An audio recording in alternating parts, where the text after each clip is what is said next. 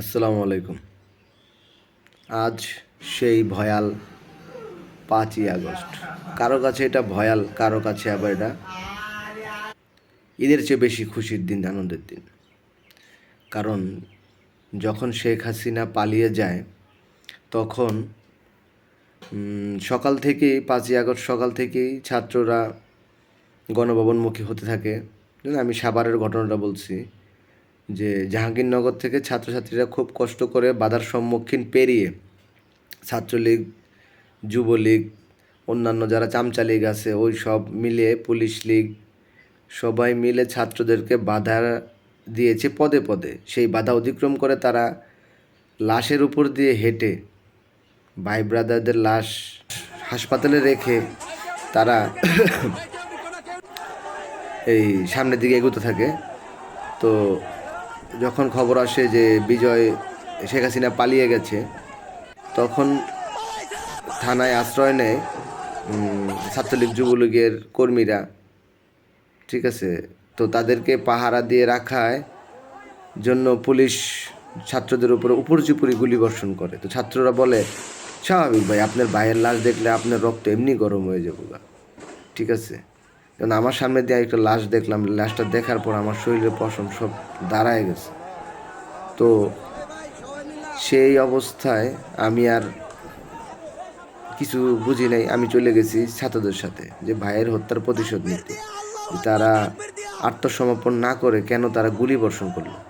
পরে জানতে পারি ওইটার ভিতরেই লুকিয়ে ছিল ছাত্রলীগ, যুবলীগের বড় বড় নেতাকর্মীরা এবং বিশেষ পুলিশরা। তো তারা ফায়ারিং করে ছাত্রদেরকে ছত্রছিন্ন করে তারা তাদেরকে পালিয়ে যেতে সাহায্য করেছে। আমার কিছু প্রশ্ন এখানে, জাতির যারা বুদ্ধিমান লোকজন আছেন তাদের কাছে, যে আপনারা তো জানতেন যে এই জাতিটা কেমন। আপনারা দেখেন না বঙ্গবাজারে মানুষের মাল পসামানো সব পুইরা যায় আর তারা লুটপাট করে পুলিশের চোখের সামনে। কারণ পুলিশে তো লুটপাট করে, তো সমস্যা নাই গা। তো সেই জাতিটাকে কেন আপনারা এরকম খুল্লা ছাইড়া দিলেন? আরে ভাই, রাষ্ট্রের সম্পদের ক্ষতি তো সবার, বাংলাদেশের ক্ষতি।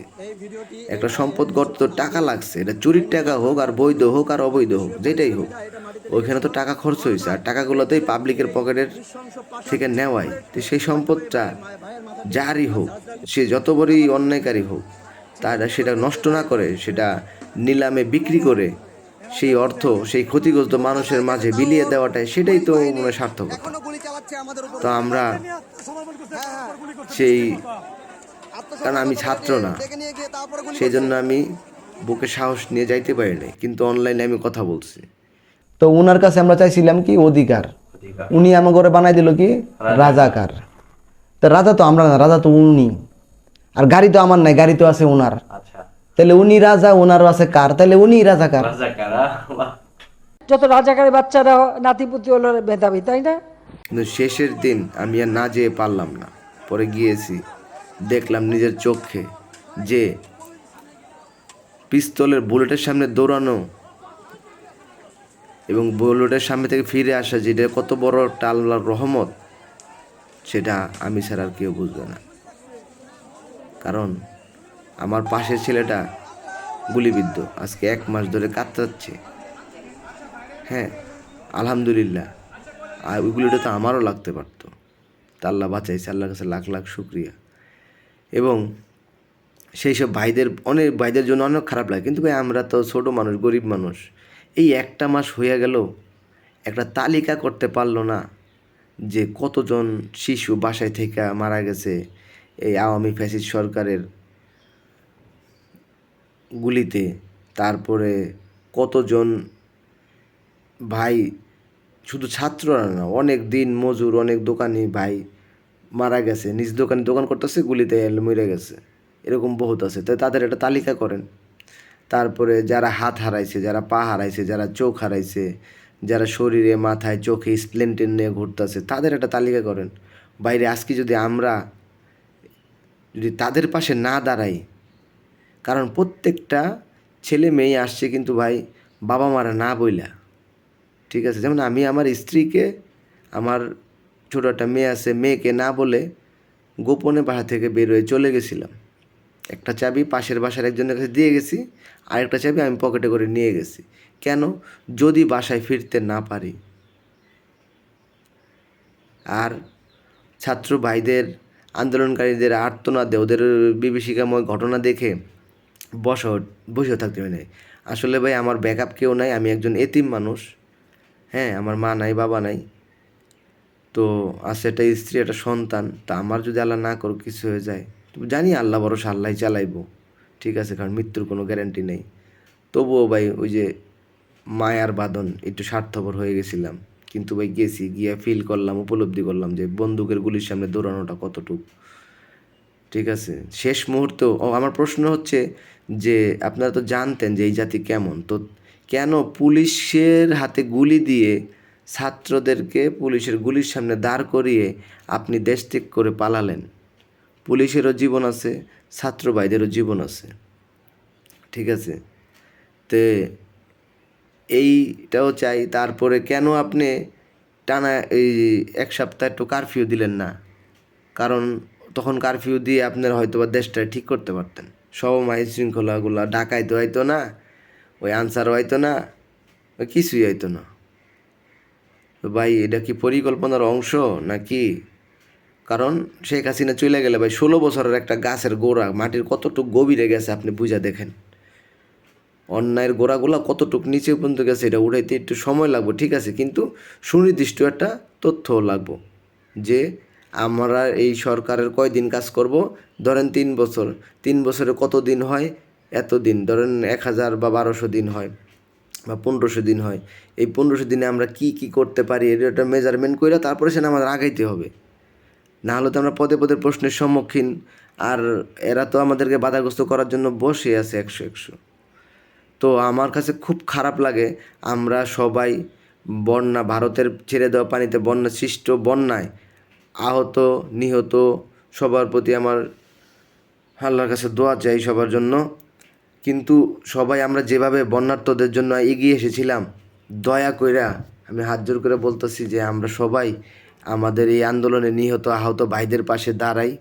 আবার সবাই একটু কালেকশন করি, যাতে প্রত্যেকটা ফ্যামিলির মা বাবা উপলব্ধি করতে পারে যে আমার ছেলেটা আমার না বইলা যুদ্ধে গিয়ে কোনো ক্ষতি করে নাই, বরং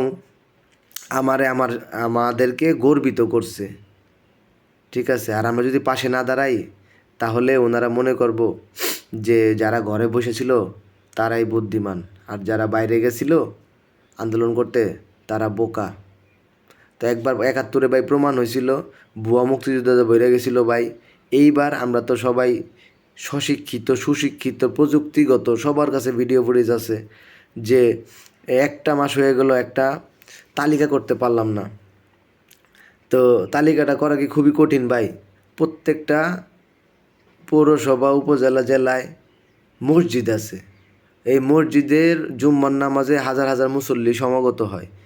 তো তাদের সবারই একটা করে ফোন আছে, হ্যাঁ, তারা সবাই একটা করে ভিডিও করে দেখ যে আমাদের আশেপাশে যারাই এই আন্দোলনে গিয়ে আহত নিহত হয়েছেন তারা এই নাম্বারে যোগাযোগ করুন। এটা খুব কঠিন কাজ না ভাই। আমরা ছাত্র জনতা সমাজ পুরো বাংলাদেশে এই আন্দোলন গড়ে তুলেছিলাম এবং আপনাদের ডাকে এখন সবাই একত্রিত হয়ে যায় ইনশাল্লাহ। যেমন শায়েখ আহমদুল্লাহ স্যার, আসসালামু আলাইকুম, আপনি বাংলাদেশের সবচেয়ে বিশ্বস্ত মানুষের প্রমাণ হয়েছেন এখন, যে মাশাল্লাহ আলহামদুলিল্লাহ। আপনি বলেন যে আর চান দেওয়ার দরকার নাই, অনেক হয়েছে, তো এইখান থেকে আবার শুরু করেন না স্যার। আর আপনি যে 1 কোটি টাকা দিয়েছিলেন সেই টাকাটা কোথায় খরচ হয়েছে স্যার? হ্যাঁ, আর হতেছে সমন্বয়ক ভাইরা এবং জনতাদের নিয়ে একটা প্রশ্ন, যে জনতারা একটা সংগঠন করেন একদম নিট অ্যান্ড ক্লিন, ভোরের হাওয়ার মতো পবিত্র একটা সংগঠন করেন, জনগণ, শুধু জনগণের উপকারের জন্য। আর কখনো যদি কেউ কোনো দল যৌক্তিক দাবি নিয়ে মাঠে আন্দোলন করে, তখন যদি জনতাদের প্রয়োজন হয়, তখন এই জনতা গ্রুপ যেটা হবে সেটা, আর বাংলাদেশ নামক একটা ফান্ড করতে হবে। আর বাংলাদেশ কেমন বাংলাদেশ চাই, আজকে শাহবাগে রচনা প্রতিযোগিতার একটা ডাক দিতে হবে যে 15 দিন সময় বা 10 দিন সময় বা 1 সপ্তাহ সময় রচনা প্রতিযোগিতা। আর আমি সেই মহান নেতাকে স্মরণ করতে চাই যে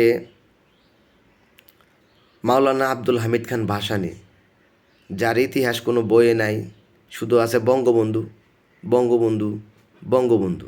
ছোটোর থেকে শুনতে শুনতে বঙ্গবন্ধু খাইতে খাইতে খাইতে খাইতে বঙ্গবন্ধু প্রেমে পড়ছিলাম এমন।